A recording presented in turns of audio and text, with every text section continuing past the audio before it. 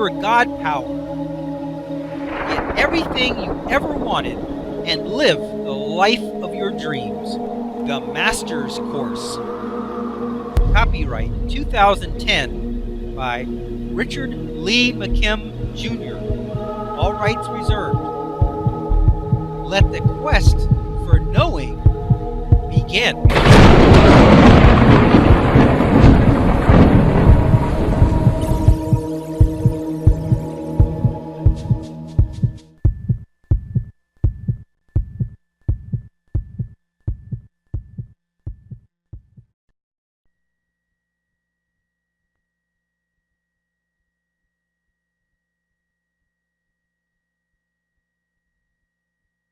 In this next video example, you will find many stories of loved ones who came back after their death to comfort those that they had left behind.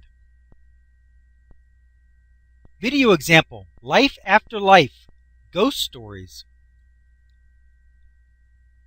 What is this video about? In this video example, they interview people who claim to have seen their loved ones appear to them after they had died. This wonderful documentary has example after example of people recounting their personal experiences, which include visually seeing their loved ones after they had died, talking to them, and even in some cases, actual physical contact. Hugging is reported. Judy Guggenheim, the author of Hello from Heaven, says that they are conservatively estimating that as many as 50 million Americans have had an after-death communication. She says the evidence is out there. She says, quote, "We are conservatively estimating 50 million Americans have had an after-death communication. And the evidence is out there." This is a well-balanced program about visits and communication with loved ones who have died. It has not only the stories of the families left behind, but it also includes a healthy amount of skeptical analysis. I like that kind of viewpoint because in your reality-altering endeavor, you will encounter many a skeptic and naysayer. It is important for you to realize that their comments and point of view are not a personal attack on you specifically. They must attack anything that conflicts with the reality that they have come to know. You must be able to let the skeptics have their own reality while at the same time maintaining your own. This is good practice. What does this example show and what does it mean? Remembering that no matter what point of view you have, no matter what your reality is, there will be evidence to support it. It is a perfect system. In this video example are countless stories that people tell about encounters with their loved ones after they had died.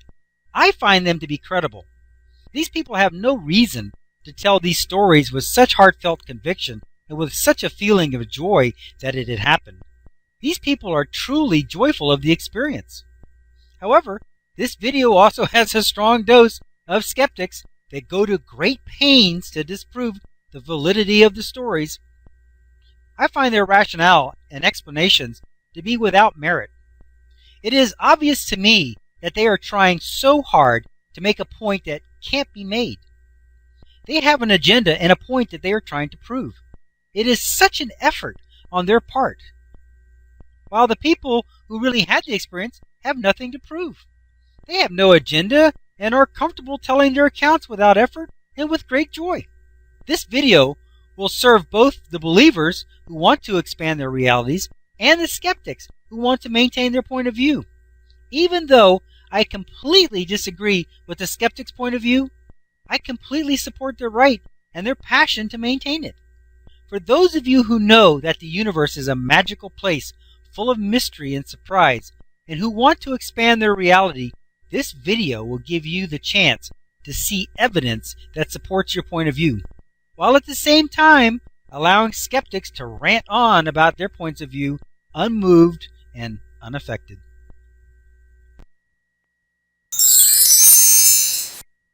For best results, pause this video at this point here, and watch the video example mentioned in the segment. The links are located in the book chapter, and at the end of the book. If you are watching this online, you will find the link for this video example listed in the notes section. Then, after watching the associated video example, continue watching this video from here. It seems that we have different names for unexplained human-looking people who appear unexpectedly. Sometimes they are called ghosts if they are people we know are dead, or they could be called angels if they do heroic or miraculous deeds. I guess it all depends on what someone decides to call them. In the next video example is a story from Billy Graham's book on angels. It is supposed to have been true and told to him firsthand from the doctor who actually experienced the supernatural event. Video example: Angel Story. What is this video about? This video example is a retelling of a story first told by Billy Graham in his book, The Angels. It is a true story of an experience that happened to Dr. Mitchell, who was a specialist in Philadelphia, Pennsylvania. He tells the story of how late one cold, snowy night, Dr. Mitchell heard a knock on his door. When he opened the door, there was a little girl standing there with her snow boots on, with a pleading expression on her face. She said, "Doctor, could you come and help my mother? She is sick and needs some medical attention. And if you would follow me, I will take you there." He quickly grabbed his medical bag and left with the girl. She leads him to the house and opens the door and tells the doctor that my mother is in the back bedroom, as she points toward the back of the house. He went in and attended to the woman's needs. She was in critical condition, and so he called an ambulance to her rescue. When she began to recover, he said to her, "You have an extraordinary little girl for a daughter, to walk this long distance at night in this storm and knock on my door when I don't even know you." She was right, though. If I hadn't come, you wouldn't have made it till the morning. She said to the doctor, "I don't know what you're talking about. I don't have a daughter. I had one, but she died several years ago. In fact, if you go to the closet, you will notice a coat and a pair of boots that I have kept in her memory." Dr. Mitchell goes to the closet, and sure enough, the boots and the coat are there, but they are still dry and weren't muddy. What does this example show, and what does it mean? These kinds of stories don't surprise me at all. I know that our bodies are only projections and that they are our representation here in this physical experience. When we go through the entire immersion experience, where we are born and live and die, we don't experience these kinds of events ourselves because we don't expect to. But as soon as we have emerged from the state of immersion, where we know nothing but the human physical experience, we are able to imagine and do anything we want to.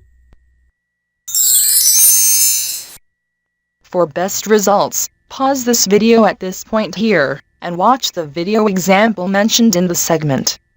The links are located in the book chapter, and at the end of the book. If you are watching this online, you will find the link for this video example listed in the notes section. Then, after watching the associated video example, continue watching this video from here. So with that in mind, if this little girl wanted to help her mother, she could pop into existence without being born again. That would have taken too long. And lead a doctor to her mother's aid and then pop back into the non-physical realm. From her new place of understanding, where she is no longer limited by immersion in the physical experience, she can imagine and do anything. Remember, however, while she was appearing as a little girl, she was still a mature, non-physical being just like the rest of us, regardless of the age of the body that we are representing. She only appeared as a little girl again for the purpose of leading the doctor to her mother. Just so you really understand our true nature, she could have appeared as an old man also, and directed the doctor in the same way. It would have just required a different tact and a different story.